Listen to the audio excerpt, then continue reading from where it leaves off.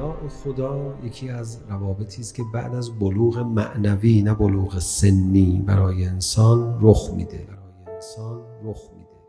کم کم ماهیت یه رابطه‌ای برای انسان خودش رو نشون میده.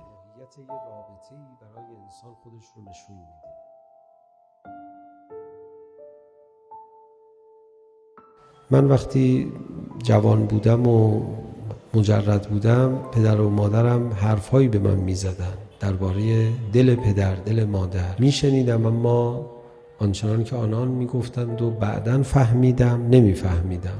میگفت شما پدر نشدی، شما مادر نیستی، نمیفهمی، یه تماس بگیر. گفتم آخه تماس چه فایده‌ای داره؟ بگم چی مثلا؟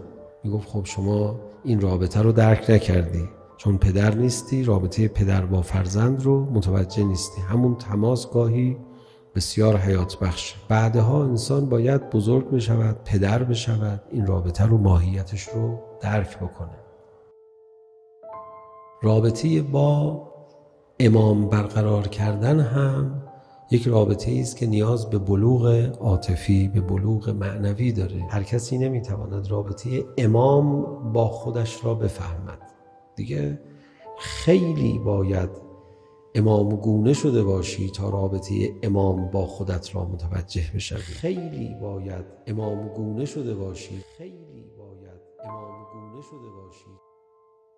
شاید این کلمه عجیبی باشه. برای بهره بردن امام زمان به محضرش نمیرسیم، او را از خودمان مستغنی میدانیم. خب عاطفه امام زمان چه میشود؟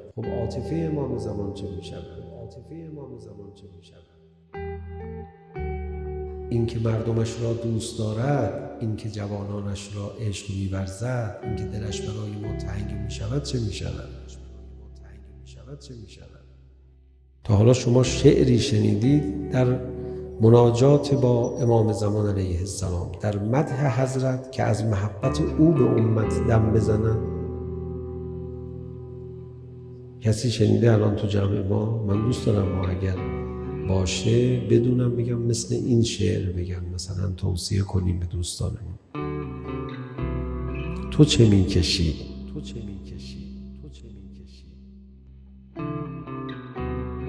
ولا اسمع لک حسیسا ولا نجوا. من برام سخته تو نمیتوانی پاسخ بدهی.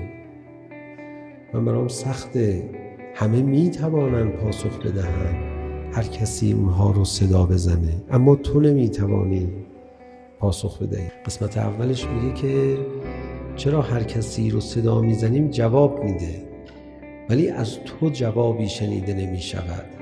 من برام سخت تو نمیتوانی صدای خودت را به دیگران برسانی.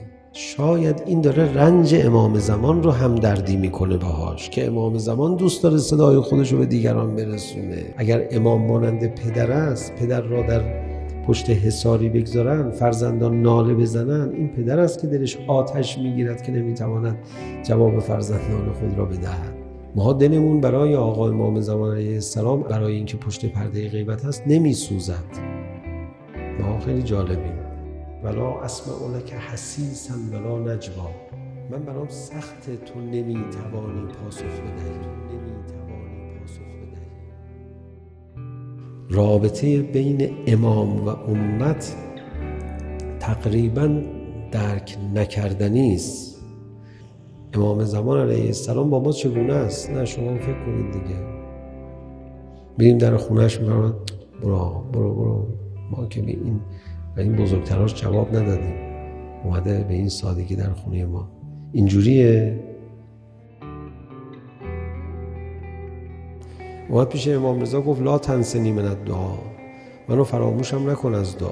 آقا فرمود مگه من فراموش میکنم که تو سفارش کردی؟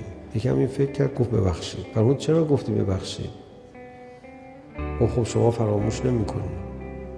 فرمود خب من چجوری فراموش نمیکنم؟ چه تحلیلی داری از این که من فراموش نمیکنم؟ اینکه من گفتم تو تعبدی قبول کردی. گفت خب شما دوستانتون رو دعا میکنید، وقتی فکر کردم فهمیدم منم جزو دوستان شما، پس برای من هم دعا میکنید، لازم نبود من سفارش بکنم. حضرت فرمود نه، این تحلیل غلطه.